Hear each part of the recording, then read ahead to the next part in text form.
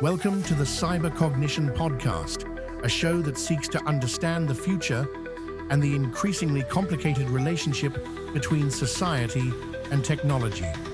Explore the worlds of cybersecurity, artificial intelligence, transhumanism, robotics, and other fascinating topics at the frontiers of science and discovery, with your hosts, Hutch and Len. All right. Well, personally, I'm really excited for this episode. So we have Ted Harrington on. I have been following Ted's work for a while now.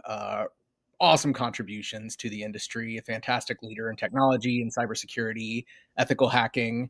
Has written the best-selling book Hackable, which focuses on application security, and is also in the process of writing and near the release of his new book, Inner Hacker. So both obviously get Hackable in the meantime for a fantastic read, still extremely relevant, but also something to look for on the horizon.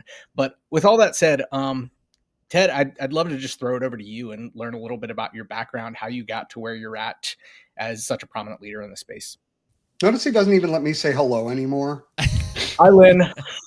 The man without an introduction. There's power in that. I'm telling you, I'm the hacker formerly known as Len.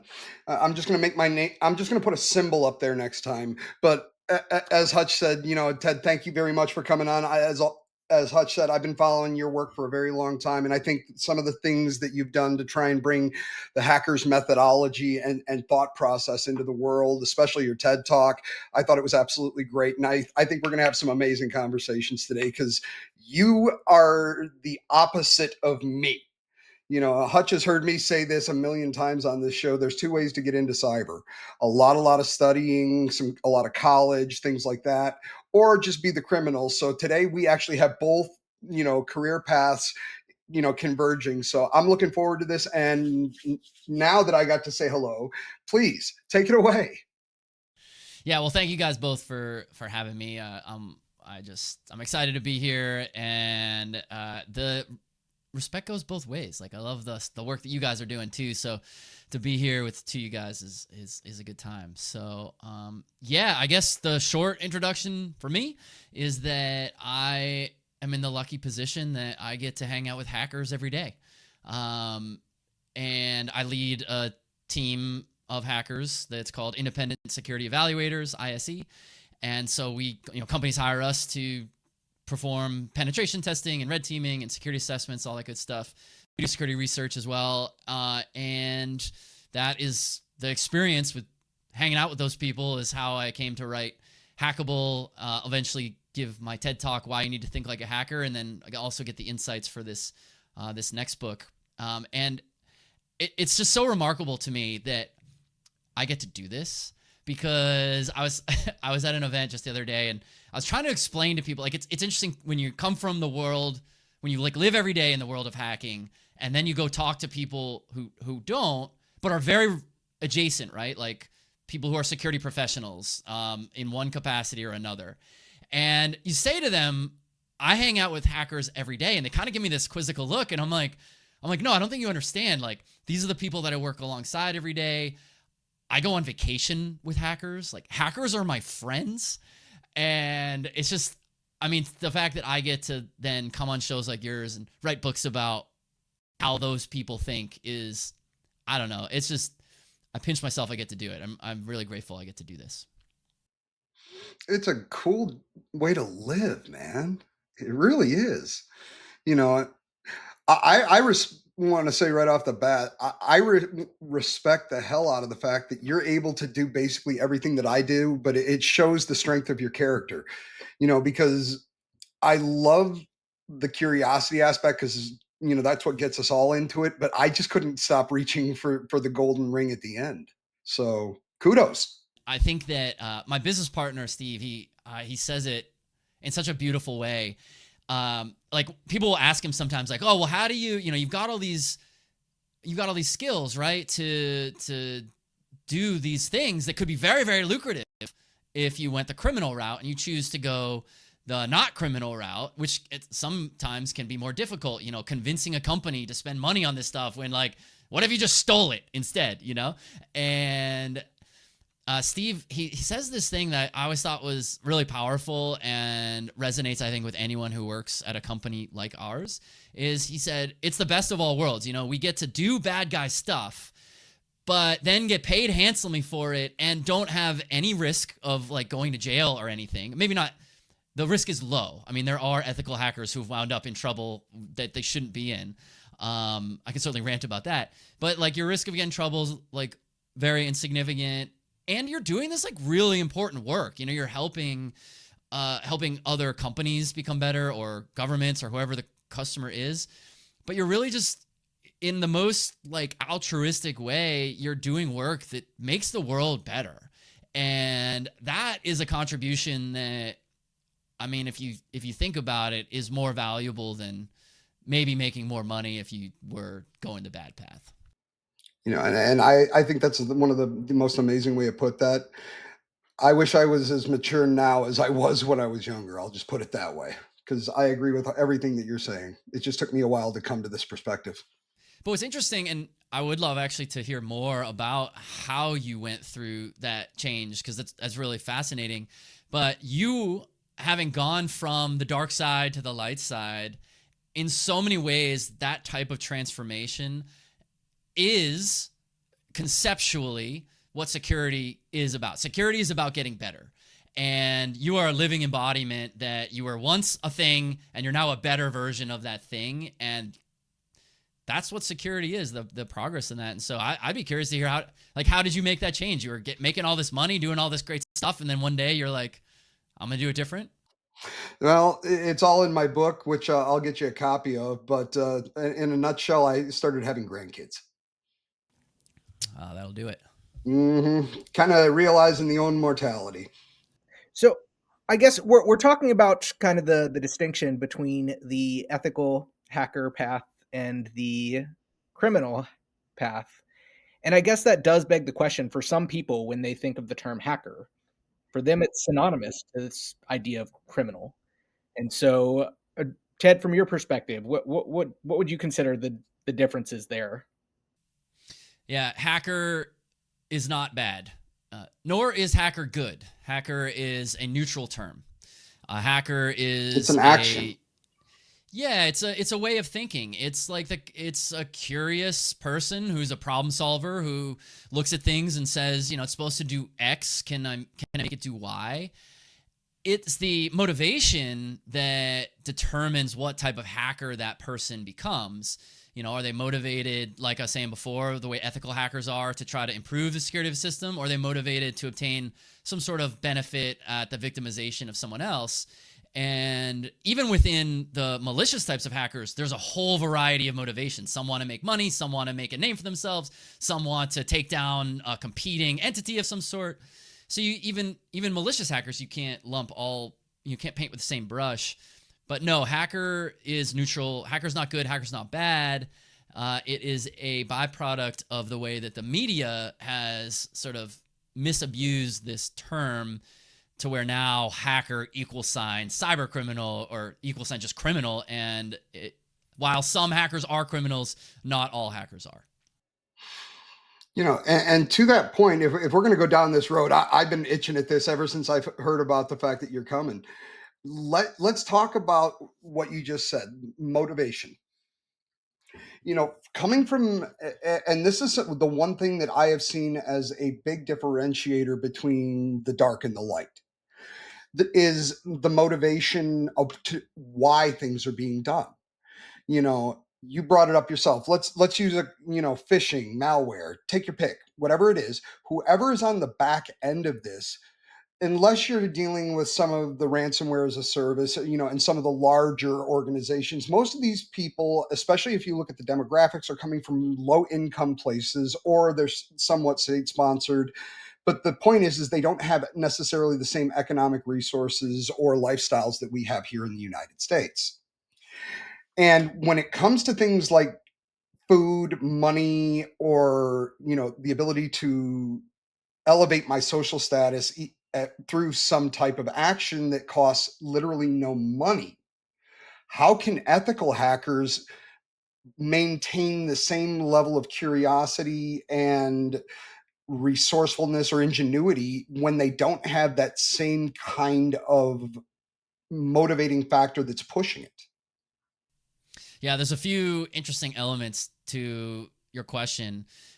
So one certainly is that there's often this misconception that all hackers are these just like Bond villain level like type of evil, right? They're all out there because they're like, I hate good in the world and I want to get rid of it. And there certainly are some that are like that. In fact, many, but that's not all of them. There's many that, like, a lot of malicious hackers are just doing a job.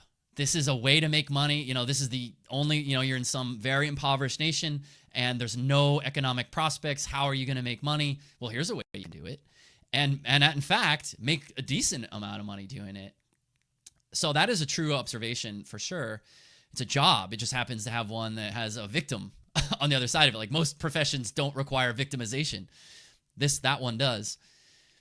But the other element, your question, that's really interesting in a lot of ways, kind of speaks to Maslow's hierarchy of needs, right? Which is the psychological levels of safety and like how we can allocate our time. And at the lowest, not the lowest, but like the basic bottom level are needs of like shelter and food and things of that nature. And so then the question is, for someone who's at that level, who is like, I might not have food for myself today or my family today, they're going to see the world a little differently than someone who's like, I comfortably live, I have a car, I have like all these things that I need. You know, what's the difference between them?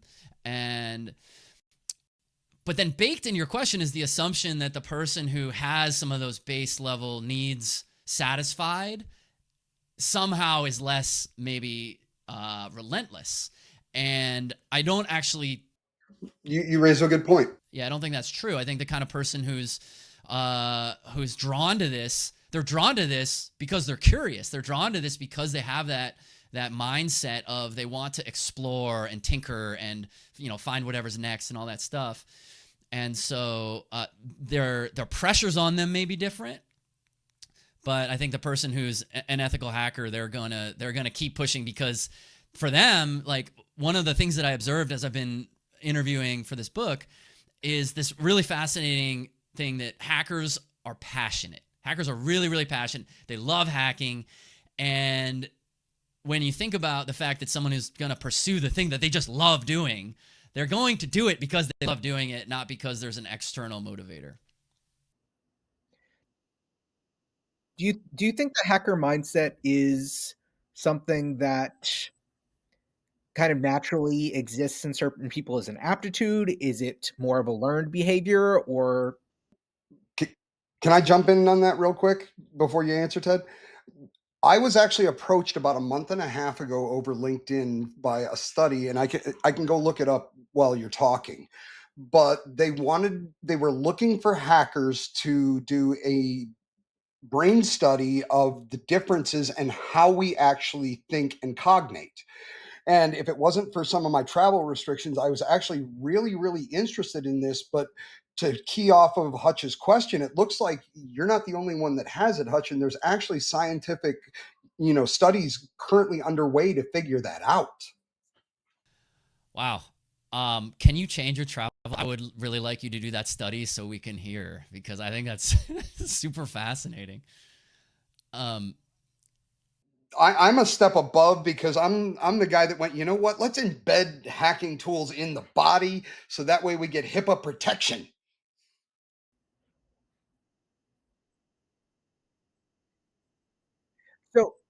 So I guess the distinction between, is the hacker mindset something that is an aptitude, something that people are born with? Or is it more of a learned behavior, or can it be a learned behavior if you're not born with those capabilities? Curious your perspective on that. So that is such an important question, and is one that, as I was writing this book, I had to ask myself, because if it is something that a person cannot cultivate, then there's no point of me trying to teach this mindset. So I am of belief that every person, all of us, we have a hacker inside us. And my goal with writing this book and chatting with you guys and giving TED Talks and all this stuff is to help people find and then unleash their inner hacker. And so I do believe that all of these traits, maybe on a spectrum, but all these traits are innate in everyone. Some people are stronger at them than others. So like curiosity, for an example, hackers are 10 out of 10. But not all people in the world are 10 out of 10 curious. But someone could become more curious if they try to implement some of the principles of how they might think like a hacker. So it's both. I think everyone's born with these traits to some degree, and then they can be improved. And I would assume that line of questioning is largely the inspiration of the title of the book, right? Yeah, where the title of the book actually came from was that originally the book had a different title.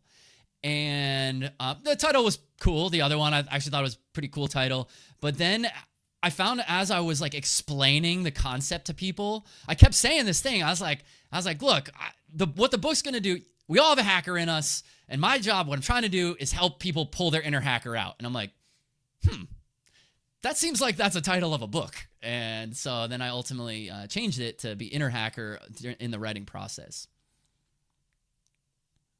So I know that one of the things that you talked about in your TED Talk, as well as my understanding is something that you're likely going to cover at length in the book, is kind of the different characteristics of that hacker mindset. And I know it was originally 3 pillars in the TED Talk. You said you've expanded that to 4. Could you tell us kind of what those are and just give us the high level of what each of those different pillars looks like? Yes, I have in the course of preparing that talk, working on this book, interviewing hackers, including you, Hutch. Len, I didn't know you yet, so I hadn't interviewed you yet for this book, but I think I'm going to need to chat with you. The traits that I've uncovered so far, and of course these are a generalization. Not every single person feels this way about themselves who's a hacker, but that hackers are curious, hackers are non-conforming, hackers are committed, and hackers are creative. And so what each of those mean, you mentioned that I talked about 3 in the TED Talk, and it's kind of funny that I only talked about 3 because one of them was, to me, it was like table stakes, and that's curiosity, like hackers are curious. But then I realized after it was so obvious I didn't mention it. No, you got to talk about the thing that's like, every hacker that I interviewed for this book, the first thing that they said was, well, here's how hackers think. Hackers are curious. It was like number 1. So, but yeah, hackers are curious, meaning they're inquisitive. They want to understand how things work, why they work that way. They are non-conforming, meaning hackers not going to do something just because you told them to do it. In fact, they might do the opposite because you told them to do that thing. I think skeptical would be a good word.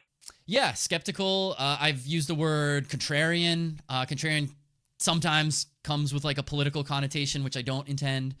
But yeah, it's like they're gonna be independent thinkers. They're gonna think for themselves, not do what you say because you think of it. In fact, be skeptical is literally one of the tactics in the book that I teach. Like, you want to be skeptical, and here's how you do that. Then hackers are committed, meaning hackers are going to invest the time and the money and the effort and the resources to pursue their targets. Hackers are they're persistent and they're resourceful. And this is where I see companies get it wrong all day long, because companies will make this series of decisions that are completely incompatible with the way that their attackers actually are thinking. They'll look at something and they'll say like, all right, our budget is X. And then they'll say, but we should really reduce the budget. And all that's happening when you're reducing the budget is you're reducing effort. That assumes that the attacker has a low level of effort, and the attacker does not have a low level of effort in pursuing your targets.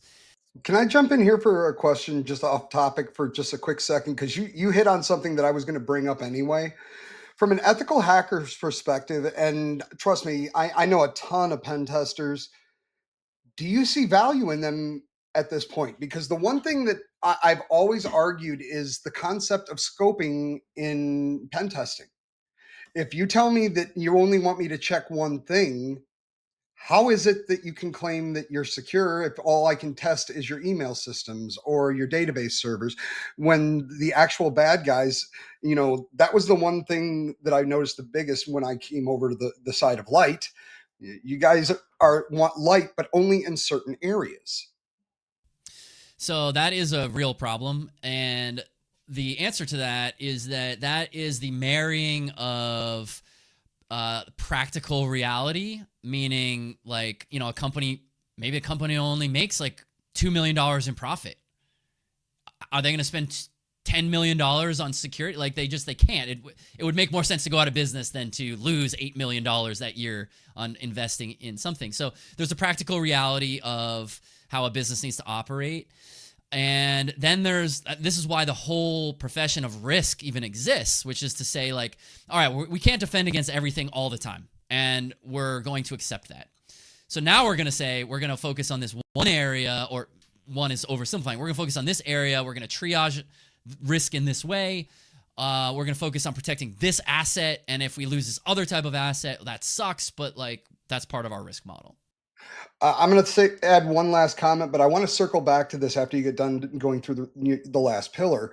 Is how do you see some of these automated AI and integrated pen testing tools that are now being brought out on the market that can do these on a daily basis and sometimes even in production? And what does that do to people like all three of us here in the very near future? We'll circle back to that. Well, I can answer that right now. I'm pretty excited actually about smarter automation, because what that means is smarter automation means that the things that are cumbersome for a human to do can now be done effectively by a tool. And the metaphor for this is beautiful. Is like if you've ever driven by a job site and you've seen a house getting built, you might see a person taking a nail and a hammer, hammering the nail, then the next nail and a hammer, and then they just nail, hammer, nail, hammer, nail, hammer. That's a pretty inefficient way to build a house. That's why someone invented a nail gun. And a nail gun basically goes poof, poof, poof, poof, poof, and you're creating the same outcome, but way faster, way easier, way fewer swings of a hammer. And that's kind of what automation does for us. It makes this thing that's like, yeah, important part of the process, but isn't the crux of it. Makes that part easier. I don't think our jobs in our lifetimes are in peril, because what's going to happen is AI is a tool.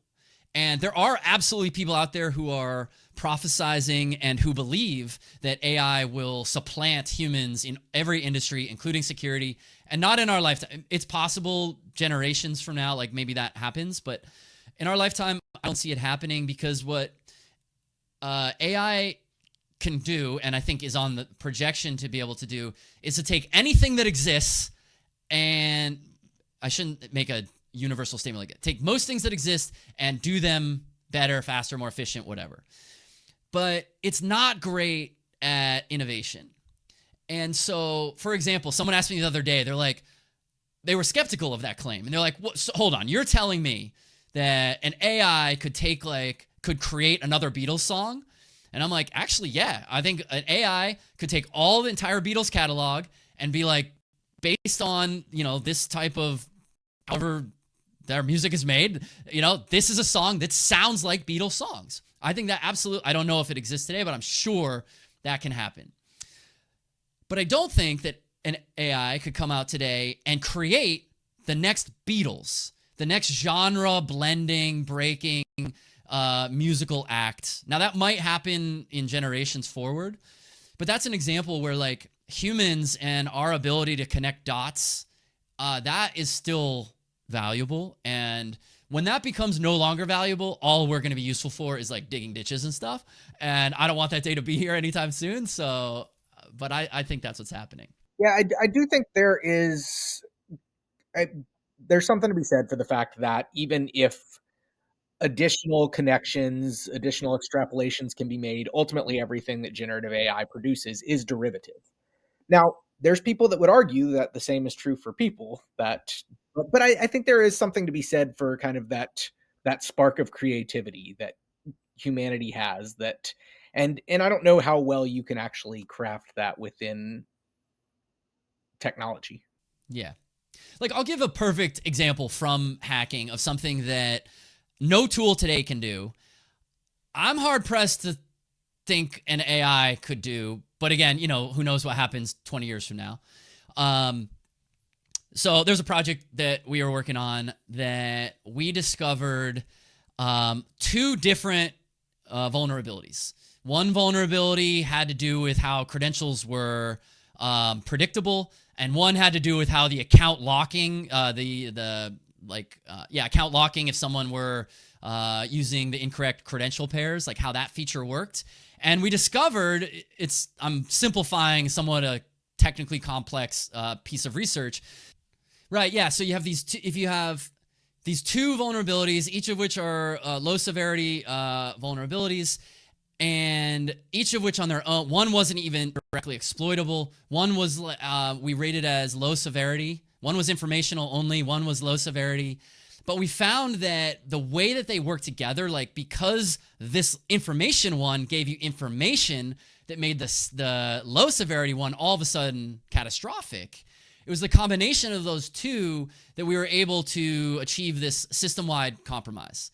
And the system-wide compromise is something that took a human to be like, what if I connected these dots in this way that no one had thought of doing before?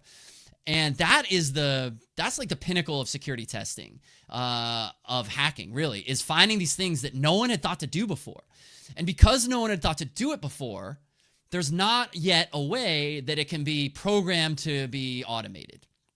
And that's where there's going to be this distinction between humans and artificial intelligence until such a time that artificial intelligence can make that leap, which I'm not closing the door that it's possible, but it's not happening today or in the foreseeable future.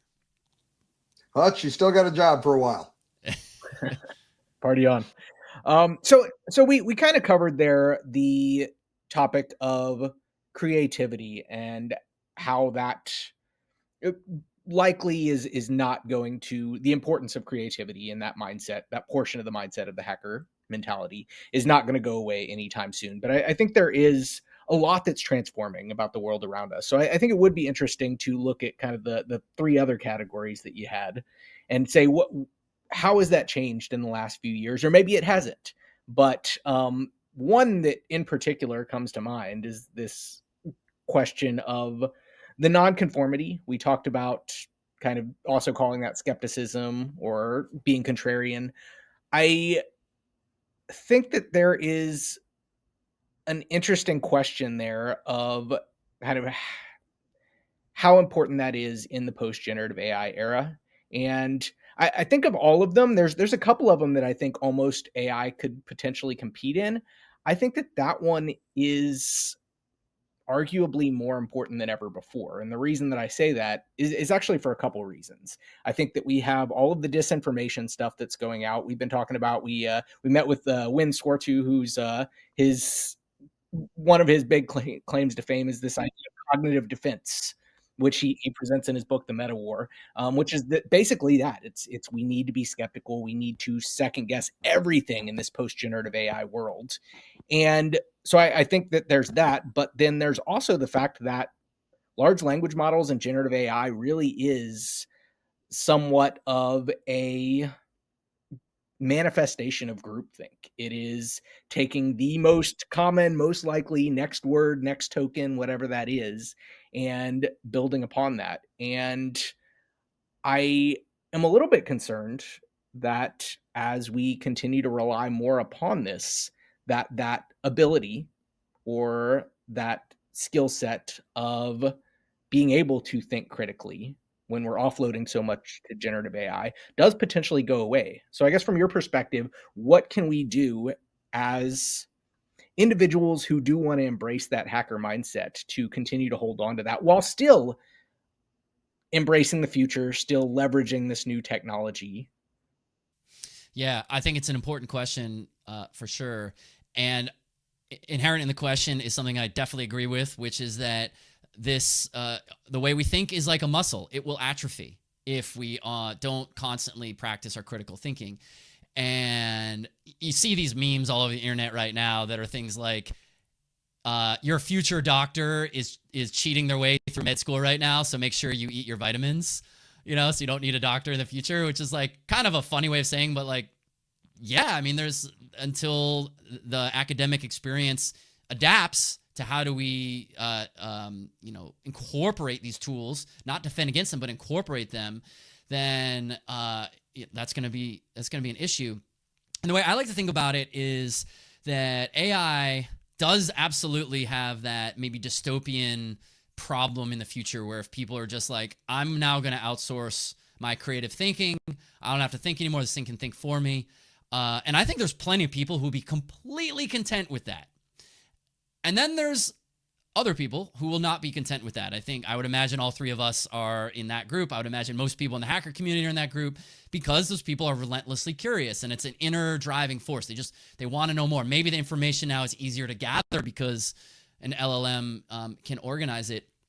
But the way that I think people can, that I hope the world will adapt to this, and I do think this is the way the world will go, is I heard a teacher talking about how in high schools they're thinking about ChatGPT, and the approach up to this point was ban it, right? Like you can't use ChatGPT. Now they're teaching prompt engineering. Yeah, and so they're like, okay, well, we're gonna hopefully, if we catch you, there's like really dire consequences. So they're using these like really punitive ways to deter people. They're trying to use these AI detection tools, which have proven to be wildly ineffective. And so there's this teacher talking about how that's actually not a great way to do it. We shouldn't be saying don't use this tool. Instead, we should be saying let's build on this tool, use the tool, and we're going to adapt our teaching around the tool. So, for example, what this teacher's doing is rather than saying like you must go write this essay, and if you're cheating, you're going to be in trouble. They say instead, go home, write this essay using ChatGPT. Then we're going to come into class tomorrow and we're all going to debate it and we're going to find the flaws in it. We're going to say like, what could the counter argument have been? And so they still have that creative thinking element while learning how to use the tool. And that is a profoundly positive way to do this. Another example of that that I had discovered that I thought was actually pretty ingenuitive as well. The teacher said, you're going to go home, you are going to use Chat GPT. But you need to submit your prompt to me.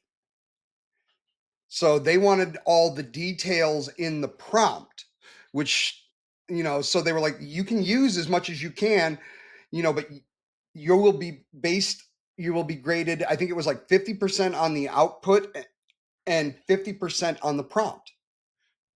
I really like that because I do think that there's something to be said for there's a huge difference between a single one line, write me a paper on this, and crafting the ideas, the structure in your head and using it as an accelerator to actually get the words out on paper, but you doing the thought. And I think that the quality of what you get out of it when you actually put that thought into it and you merge kind of this symbiosis between your thought process and the accelerating technology produces so much better results than just the most lowest level of effort prompt that you can do. Yeah, we've all discovered that the first time we went into an image generator. Yeah. Yep. What was the phrase you just said? You said something accelerator? I talked about symbiosis with technology accelerator, I think. Yeah, accelerator was the word that really caught my attention because that is what these things can and should be. It should not be a replacement for the way that we actually think and do our work. And there's some things that are like maybe a cognitive load that is okay to outsource creative thinking. Like you've got to write that really sensitive email to a client that you just pissed off and you're not quite sure how to phrase it. The client is wrong, but you don't want to tell them they're wrong. The clients are never wrong. Client's always the client. And so, that's an example where like, okay, let's get some help to write this so that I can communicate what I'm trying to say. And I don't see a problem with that. But the person who, just completely lacks interest in critical thinking, well, those people exist today without AI. So AI is nothing is going to do the same thing that every other tool before it has done. It's going to make somebody that wants to use that tool as a tool better at whatever they're doing, and the people that just want to be lazy with it, they can get by with whatever it'll do. But you you it, I like the idea of driving as an example. You know, I don't think any of the three of us have ever had any high speed, high performance training to driving cars at like 200 miles an hour. I'm sure we've done it before, but we're not trained in it. I have a cousin of mine who actually works in the movie industry as a stunt car driver, and I've seen what he can do with the same car that if I was driving, I couldn't do the same things. So I mean, to me, that's a tool. It's the same as Chat GPT.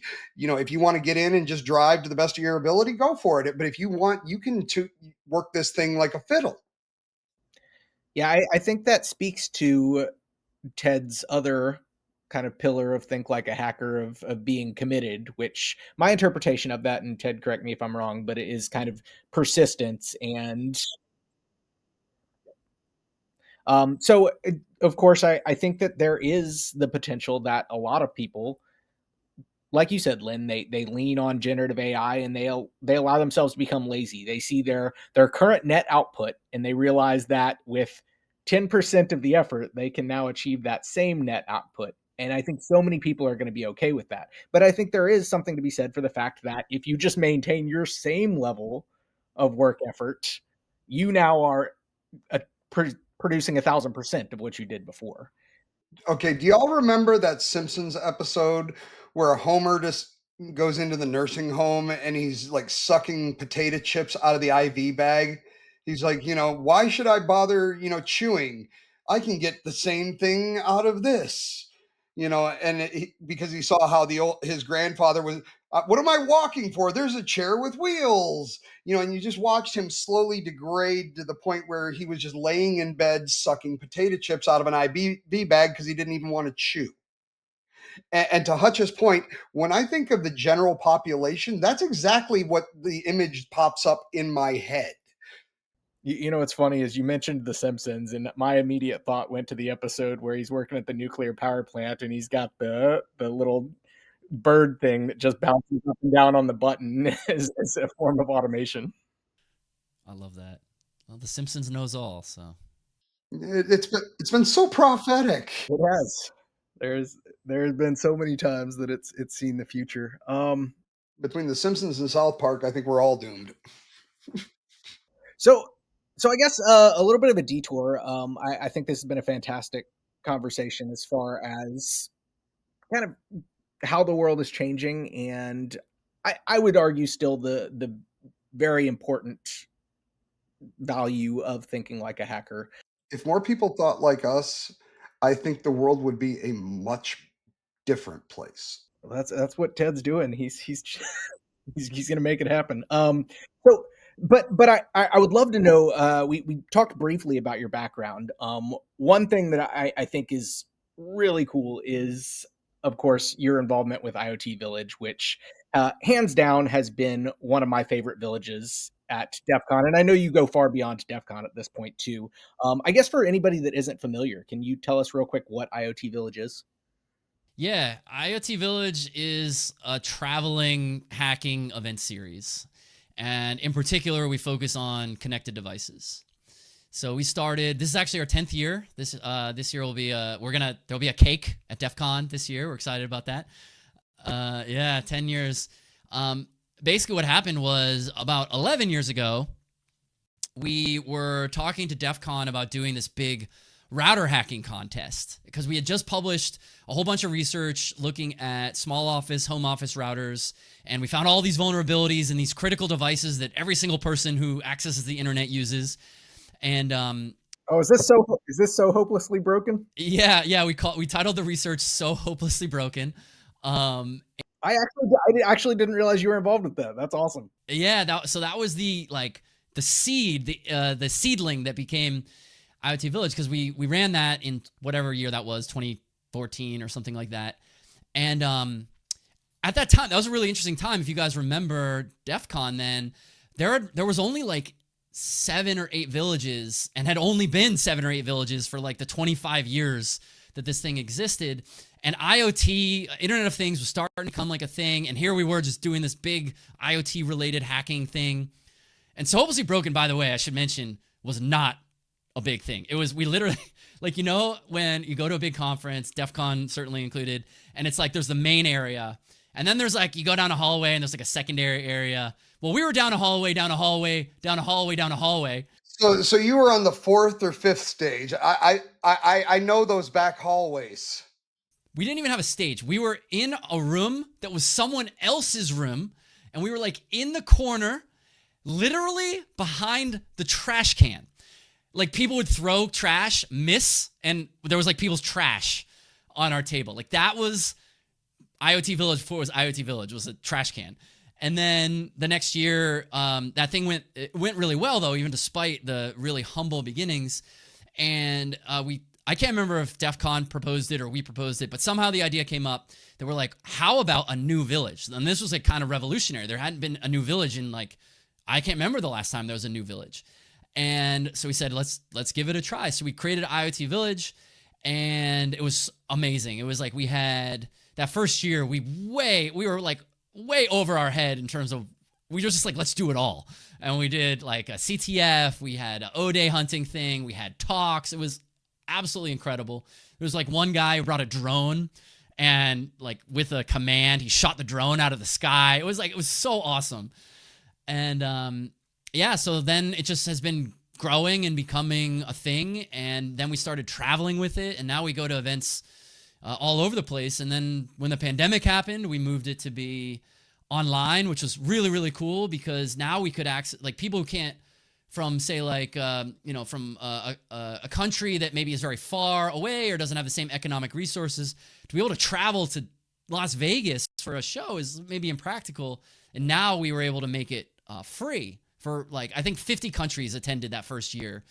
And so now that's what IoT Village is. We see it as a way to engage the community, to give something back to the community. I mean, there's definitely a personal and selfish element to it that I just like it. Like, I just like the people that we get to meet when we do it, and the years that we get to have, that we have speakers. Like, it's just so cool to like select cool people doing cool research, give cool talks. It's really, really exciting. You mentioned the COVID year, and of course that was for years there was always this long running joke in the DEF CON community for people that had been there that DEF CON has been canceled. For the record, somebody called me yesterday and went, "Dude, did you hear?" I was like, it's always been there before somebody falls for it. But there's always this rumor DEF CON is canceled. And of course, that was the year, at least in a physical sense, that DEF CON was canceled. But I will say that my favorite talk that I've ever delivered was actually IoT Village DEF CON talk the year that it was completely remote. And it actually was a COVID related talk. So we were hacking Alexa devices in hospitals where they were deploying it in order to minimize the use of PPE during the COVID pandemic. And we're able to completely take those over and replace the language models in them. But that being said, I would imagine you've seen all kinds of wild stuff with your involvement with IoT Village. I know, was it just last year that you had a toilet center stage of the... Oh man, the toilet.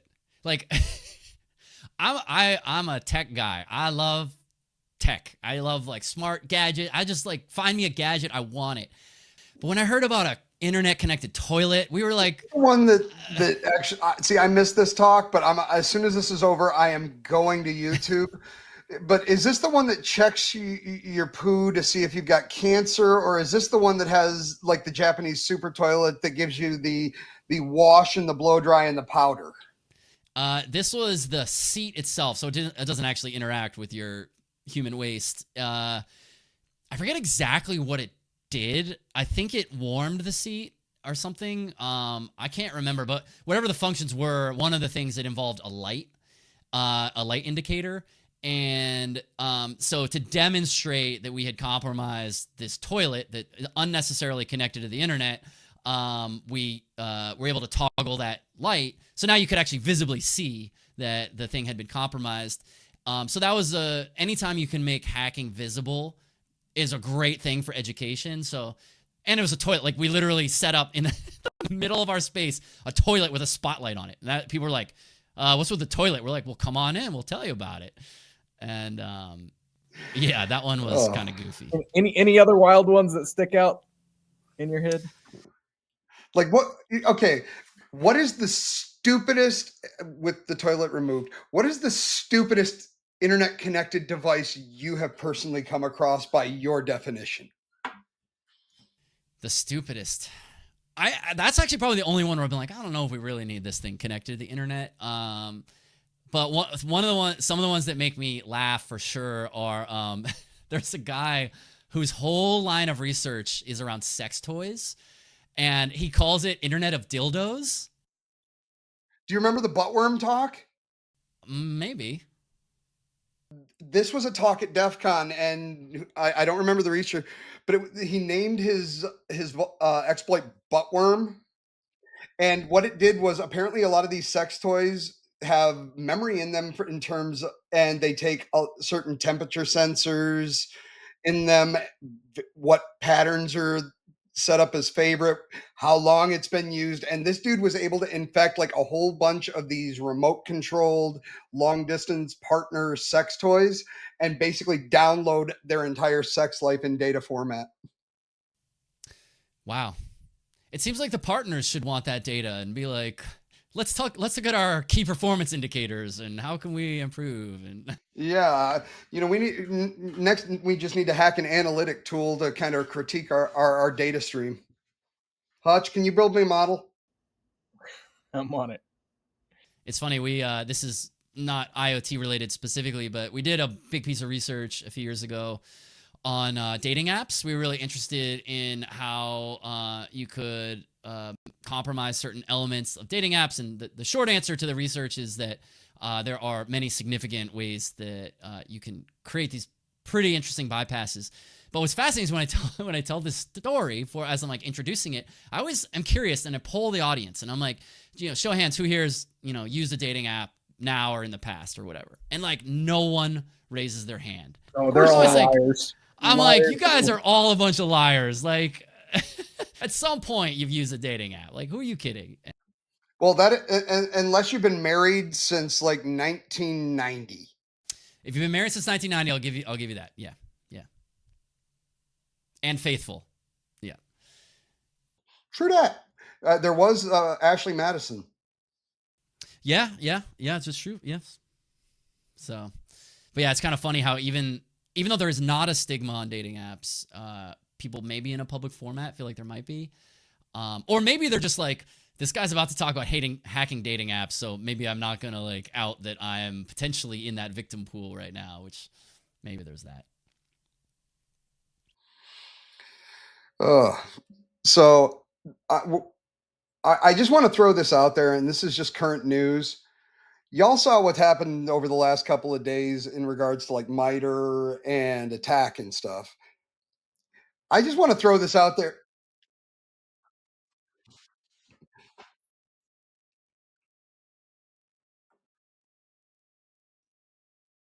Originally, they've got a temporary contract in place, so they're not shutting it down. But essentially, from my research, it said that essentially the contract that the government had was expiring, and Doge came out and said that it would not be renewed. And we're not going down the political scape here. We're just going to talk about the potential ramifications of what could happen if something like this ever does wind up getting discontinued. Because I will personally tell you, I went out to the CVE database as soon as I heard, and I downloaded the whole damn thing locally just in case. Yeah, so this news is not to overstate something, but this was like potentially catastrophic. And it would just be really bad because basically for people who aren't familiar with this database or why it would be important. So CVE stands for Common Vulnerabilities and Exposures. And the way to think about it is it's like the dictionary for known vulnerabilities.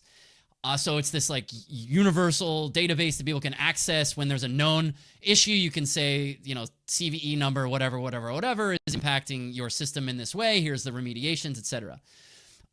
It provides a way for researchers and security consultants. So whether you're doing research on your own investment or on behalf of a client, it gives you a way to communicate with each other about what the issues are or might be. It creates, because it's like a common good, just like the delivery of water or power is a common good. These are things that are important for societally important. And it also is the basis of an entire industry. This is where bug hunters, these are the people that go out and try and break software and find those security patches that we get pushed down to us from Microsoft every Tuesday.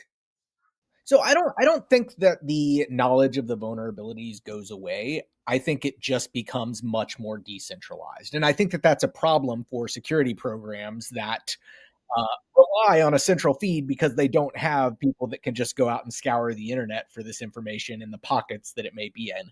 And I see that as the real benefit of the CVE program, is that it is centralized data. You can provide a feed into some kind of security solution and make actionable intelligence based on that. So every vulnerability scanner out there has some hook into this thing in some way, form, or fashion. Yeah, that's how they work. They look for known vulnerabilities. And if you make it harder for those tools to get that information, it makes it harder for the tools to work. So one significant problem without this would be communication. Like, how are we communicating our issues or whatever? But here's the actual, like, total tinfoil hat conspiracy theory. Bring it. That's not a conspiracy theory, but that is actually, like, this is what I think is the true risk if this thing were to fall apart, is it's so important that it won't go away. Like, someone else will pick it up. If MITRE steps back from it, maybe a nonprofit, somebody, I could absolutely see a world where a for-profit enterprise says, we'll take care of it. And now you have a company who has a profit motive around what is and is not a security vulnerability, controlling what are security vulnerabilities. And like, the conflict of interest there is, I think we would need to consider that unacceptable. You went exactly where I was planning on going next. The ability to not only determine what's bad, but how to fix it and what severity. Somebody could basically take over the entire cybersecurity market. Yeah, so that was kind of a big deal, and I'm glad we're chatting about it, because even like this part of the conversation we're talking about, right? Like, the average person who's listening to this, if they're not impacted by finding or doing anything with vulnerabilities, they might be like, why are these guys nerding out on this like government program? But I think this is a great demonstration of how the hacker mindset can be applied to anything, right? So like, government program ends. How does a hacker think about that? Right? Immediately we figure out the market manipulation techniques that someone might go after. And if we don't have that mindset or that attitude, like, we won't ever be able to think of these alternate scenarios for how something might go. And we've been talking about the hacker mindset today in the context of actual, like, people who hack computer systems. But this mindset isn't about computers. It's about the way you think and the way you approach your life. And I believe that we can take the hacker mindset and we can apply it to anything. Like, I'm sure, Len, I'm sure, Hutch, you guys do this all the time. You go to the grocery store and use the hacker mindset to be like, how do I get this for a better price? Or how do I wait in less of a line? Or how do I, like, whatever my objective is there a different way I can achieve the objective? And that's the beauty of it, is it helps us, because we can, what a hacker does is a hacker looks at a situation differently. And once you think about the situation differently, you now find these new pathways to accomplish whatever you're trying to accomplish. Oh God, I asked you originally, like, what was the difference in being starting ethical and being black hat? You're like, what's the first thing you do? And I'm like, all right, I'm walking in, I'm looking at where the security cameras are. I'm finding a corner where there's a potential lapse in coverage. So there again is the differences in how we think, and the difference between starting from the criminal element from the side of security. You're looking at it one way, and I'm thinking, okay, security cameras, the security guards over there. There's three exits to this place. One's over there. One's over there. So I would still do that too. Just I think the difference between an ethical hacker and one who leans criminal is that ethical hacker won't execute on it.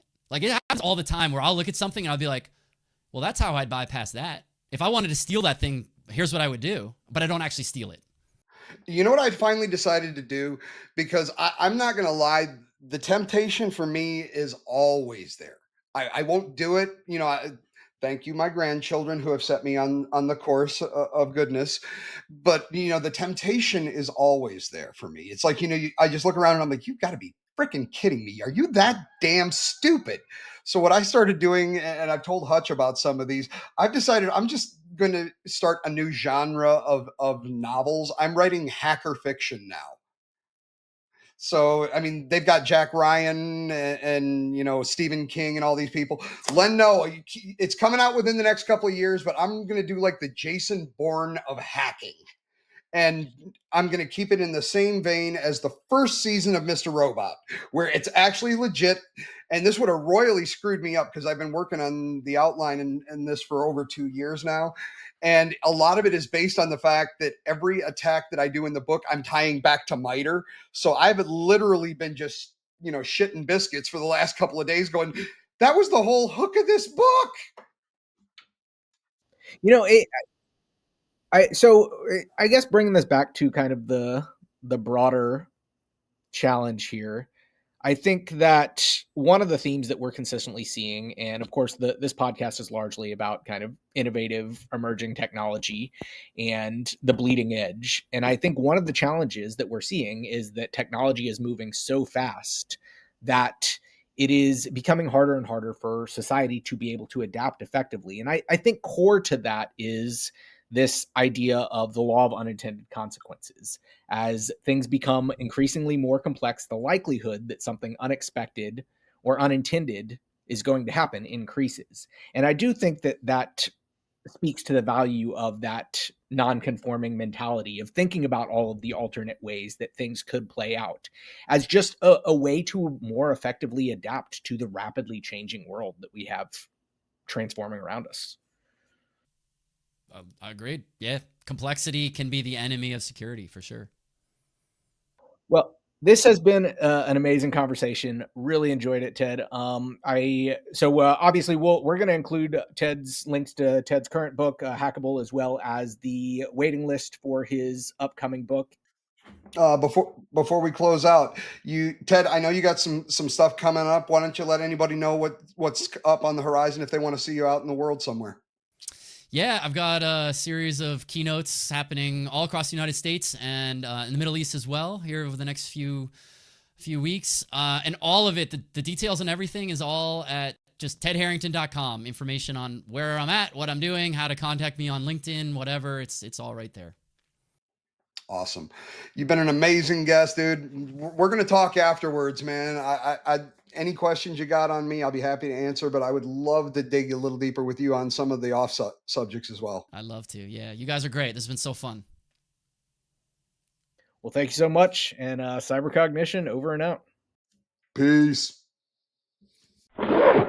This has been another episode of the Cybercognition Podcast. If you enjoyed this show, don't forget to like, comment, and subscribe. And check out other shows on the Cyber Circus Network for the best in cyber entertainment and the greatest show on Earth.